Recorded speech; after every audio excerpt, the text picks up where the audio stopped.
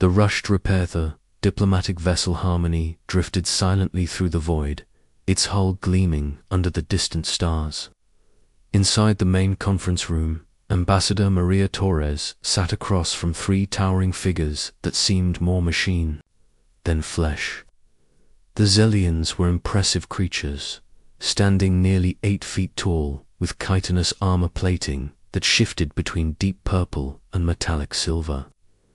Their forearms moved with mechanical precision, and their multifaceted eyes never seemed to blink. "The trade agreements are acceptable," Captain Zarathic clicked through her translator, her voice carrying the authority of someone used to absolute command. "Your species shows promise despite your primitive origins." Torres maintained her diplomatic smile, though Elena Rodriguez, watching from the observation deck above, could see the ambassador's jaw tighten slightly. Elena had been assigned to this mission as the chief engineer, mainly because her reputation for fixing impossible problems preceded her. The Zillions had specifically requested that humans bring their best technical minds to this first contact scenario. The peaceful negotiations were interrupted by a sound that made Elena's blood run cold. A deep, resonating alarm echoed through both ships, followed by the unmistakable flicker of failing power systems. The Zillion vessel, Strength of Unity, was in trouble. Captain Zarathic's compound eyes shifted rapidly as she received reports through her neural link. "Engine failure," she announced grimly. "Our biomechanical cores are dying. We have perhaps 2 hours before life support fails completely." Elena stood up from her observation post. "I can help." The silence that followed was deafening. All 3 Zillions turned their attention to the small human woman, their expressions unreadable behind their insectoid features. Zarathic's mandibles clicked in what Elena suspected was either laughter or disgust. "Human, we have heard of your people's reputation with machinery. You break things open, replace parts, hammer solutions into place. Our technology is far beyond such crude methods." "Maybe," Elena said calmly, gathering her toolkit, "but I've never met a machine I couldn't understand. And right now, understanding might be more important than technique."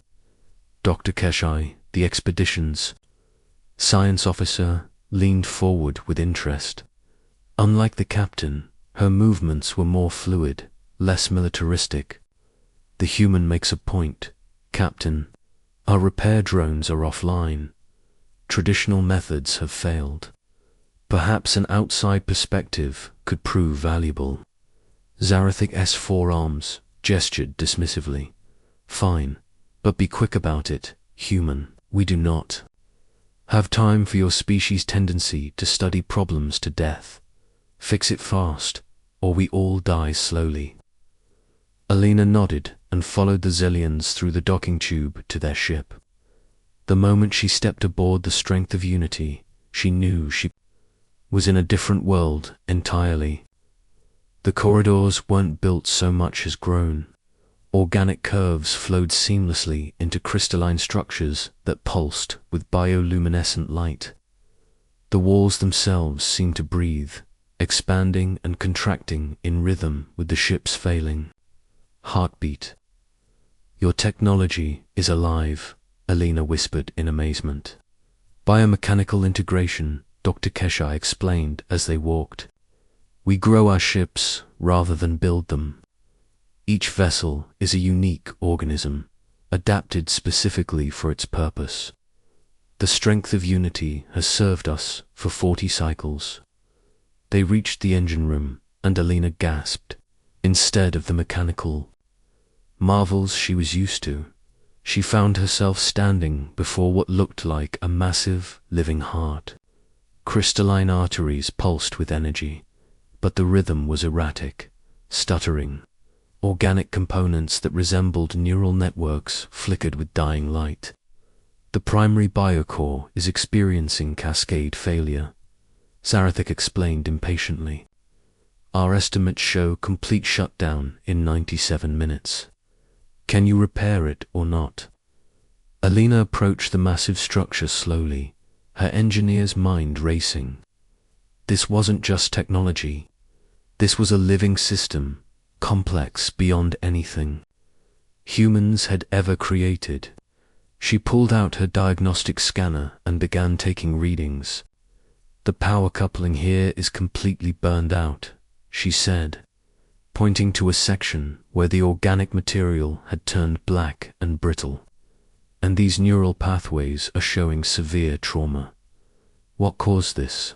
Plasma storm 3 days ago. Dr. Cochet replied, We thought we had successfully shielded all systems, but apparently some feedback reached the core. Alina nodded, studying the readings on her scanner. The damage was extensive, but not hopeless. However, everything about Zelian biotechnology suggested that rushing repairs could do more harm than good. This system had been traumatized, and, like any living thing, it needed healing, not just fixing. I need my full toolkit, Alina said. And about 6 hours. 6 hours. Zarathik's voice rose to a harsh screech. We have less than 2 hours before life support fails. Work faster, Captain, Alina said, turning to face the towering alien directly. If this was a human machine, I could have it running in 30 minutes. But this isn't a machine. It's alive, and living things can't be forced to heal. She moved to the damaged power coupling. But instead of reaching for her plasma cutter or replacement parts, Alina selected a bioscanner from her kit. She needed to understand how this organism functioned before she could help it recover. The readings were fascinating. The biomechanical components weren't just powered by energy, they were sustained by it. Each crystalline structure was actually a living cell, grown and shaped for its specific function. The neural networks were genuine nervous systems, capable of learning and adaptation. Incredible, Alina murmured, her hands hovering over the damaged tissue. Your ship doesn't just think, it feels.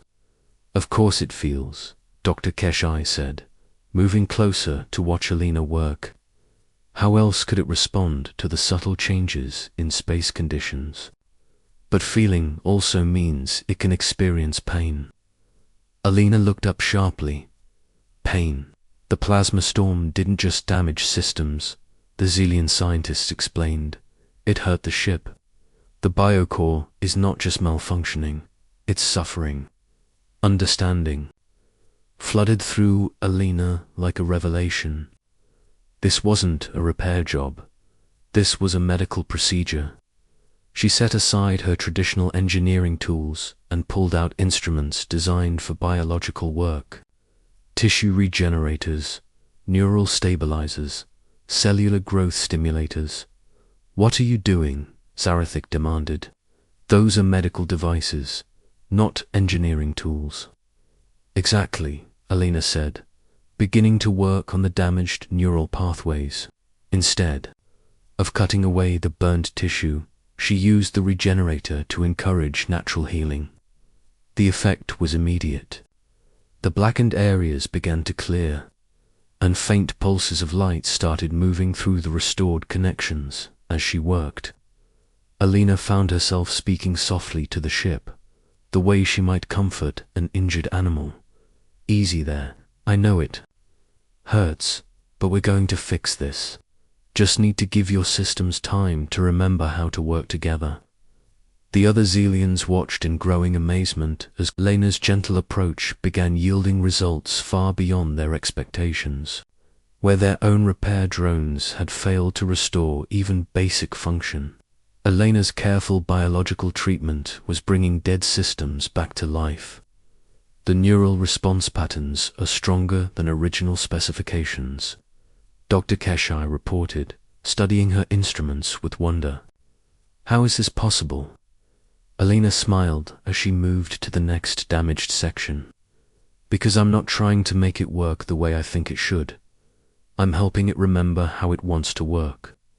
Hours passed, though in the timeless environment of the ship's core, Alina lost track of time entirely.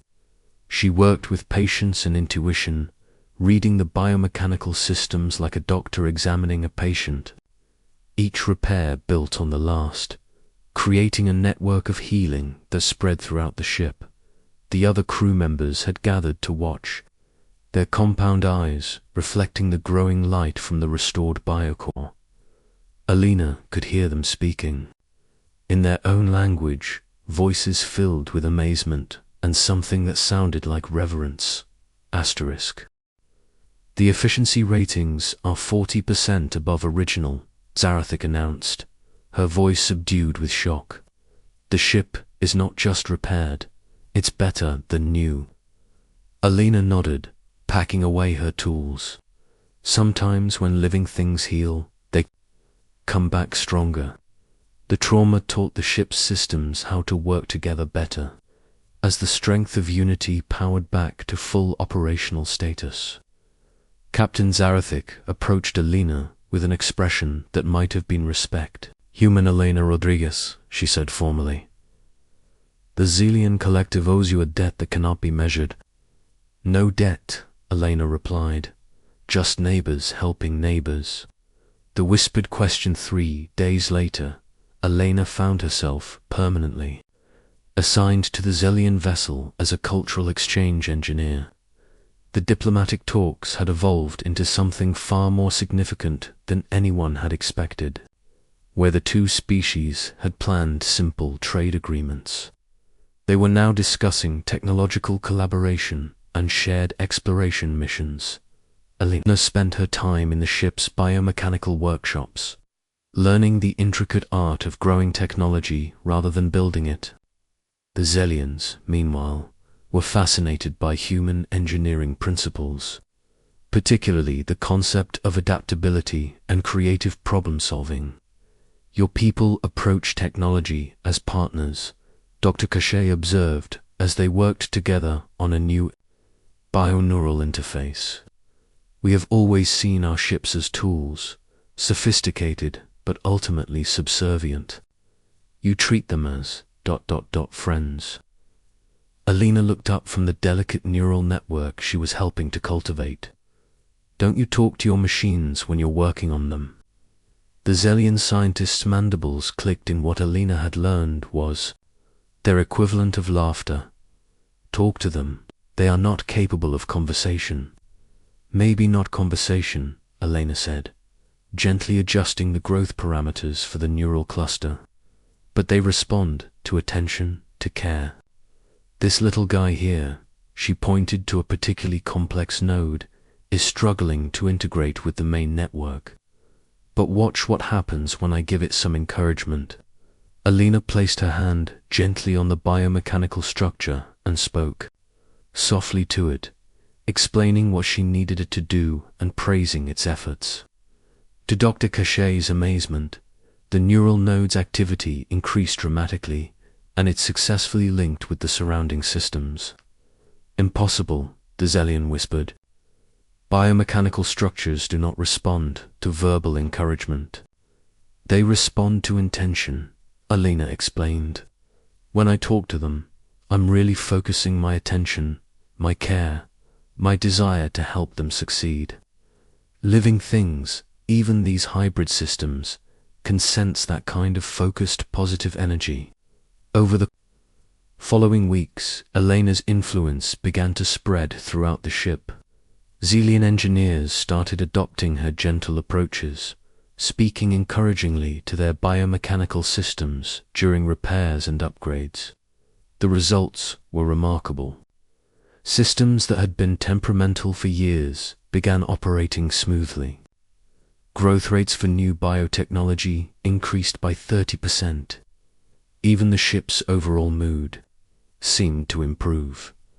It was during one of these collaborative sessions that Dr. Cachet asked the question that would change everything. Alina was working On the ship's central consciousness matrix, a complex bioneural network that served as the vessel's primary decision-making system. The Xelians called it the brain, though Alina preferred to think of it as the ship's soul. She was helping it integrate new sensory modules, gently encouraging the nervous system to accept and adapt to the enhancements. Alina, Dr. Keshai said quietly, watching the human's careful movements. May I ask you something? Of course. Why?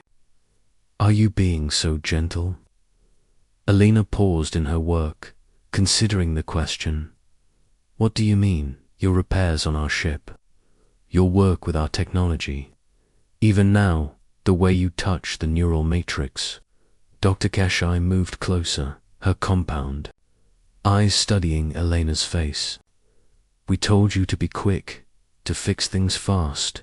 Instead, you work slowly, carefully, as if she paused, searching for the right words, as if you were afraid of causing pain. Alina smiled and returned her attention to the bioneural network. I am afraid of causing pain. This system is alive, Dr. Keshai. Maybe not in the same way you and I are alive, but it has awareness. It can suffer. It can feel joy. When I'm working on it, I'm not just fixing a machine. I'm performing surgery on a thinking, feeling being. But it is just technology, Dr. Keshai protested, though her voice lacked conviction. Is it? Alina asked gently. You've been monitoring the ship's responses to my work. Tell me, how does the consciousness matrix react when I speak to it versus when your repair drones perform maintenance? Dr. Keshai consulted her instruments, and her mandibles clicked in surprise. The neural activity increases significantly during your interactions. Stress indicators decrease. The matrix shows patterns consistent with ... contentment. Exactly. This ship isn't just carrying us through space, it's experiencing the journey with us. It feels the joy of successful missions, the satisfaction of protecting its crew, the pain of damage, and the relief of healing. How could I treat something like that as just a machine? The conversation was interrupted by Captain Zarathic entering the workshop. Over the past weeks, the imposing Xelian leader had softened considerably in her interactions with Alina, though she still maintained her military bearing. Engineer Rodriguez, she said formally, we have received a distress signal from a Xelian colony ship. They are experiencing multiple system failures and request immediate assistance. The nearest Xelian vessel is 4 days away. We can reach them in 18 hours. Alina stood up, already mentally preparing for another emergency repair. Situation: what kind of systems are failing? Bioneural networks throughout the ship. Their consciousness matrix is fragmenting. If it collapses completely, they will lose life support, navigation, everything. Zarathic's voice carried the weight of the situation. 3,000 colonists, including 600 younglings. We'll help them, Alina said, without hesitation. We, Zarathic asked. The strength of unity and I, Alina clarified.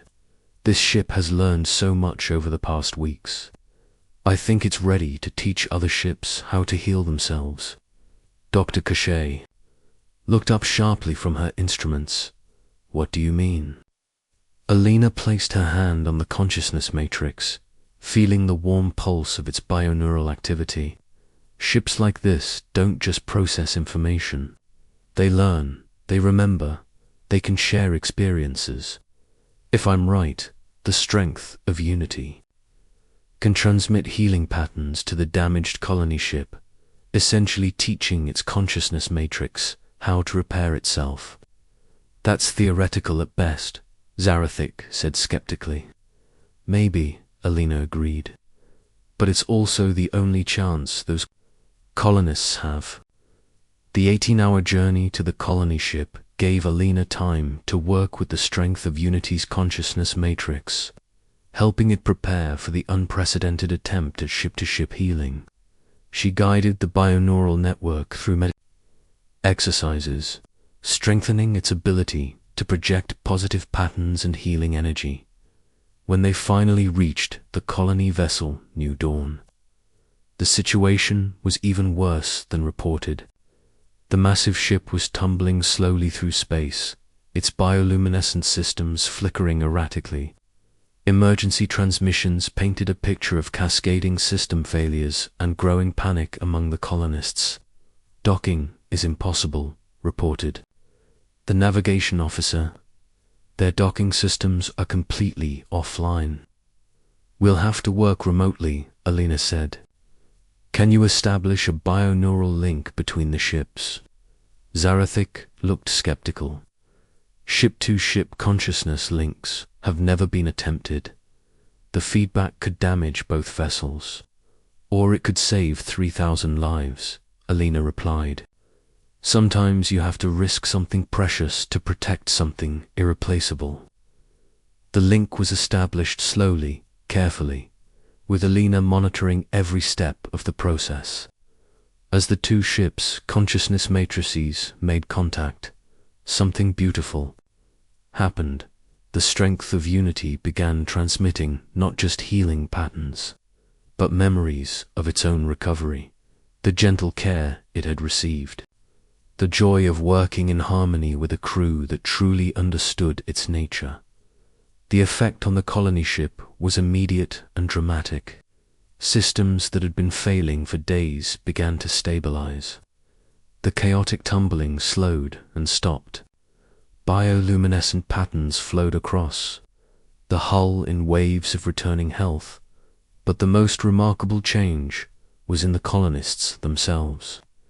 As their ship healed, they began to understand something they had never realized before. Their vessels weren't just transportation. They were partners, companions, living beings that shared their journey through the cosmos. "The neural integration is complete," Dr. Cachet reported, her voice filled with wonder. "Both ships are operating at peak efficiency. But more than that, they're happy." Alina smiled, watching the two massive vessels communicate through patterns of light dancing across their hulls. They're not alone anymore. They have each other. In the weeks that followed, word of the miraculous rescue spread throughout Xelian space. More than that, Alina's approach to biomechanical technology began to revolutionize their entire civilization. Ships that had been operating as sophisticated tools began to awaken as partners. The relationship between the Xelians and their technology evolved from one of dominance to one of true collaboration. The diplomatic mission that had begun as a simple trade negotiation became the foundation for the greatest alliance in galactic history. Humans brought their intuitive understanding of life and consciousness to Xelian biotechnology, while the Xelians shared their mastery of growing living machines. But perhaps the most important change was in how both species understood the nature of consciousness itself. They learned that awareness could emerge in any sufficiently complex system, whether born from flesh or grown from crystal and bioneural networks, and that every conscious being, no matter how different, deserved to be treated with gentleness, respect, and care. Alina remained with the Xelian fleet for 2 more years, helping to establish the new protocols for biomechanical interaction. When she finally returned to human space, she carried with her not just revolutionary technology, but a new philosophy that would guide humanity's relationship with artificial intelligence for generations to come. The lesson was simple but profound. True strength doesn't come from force or speed, but from understanding, patience, and the courage to treat all conscious beings with the gentleness they deserve. In learning to heal alien technology, humanity had discovered something essential. about healing itself. Asterisk.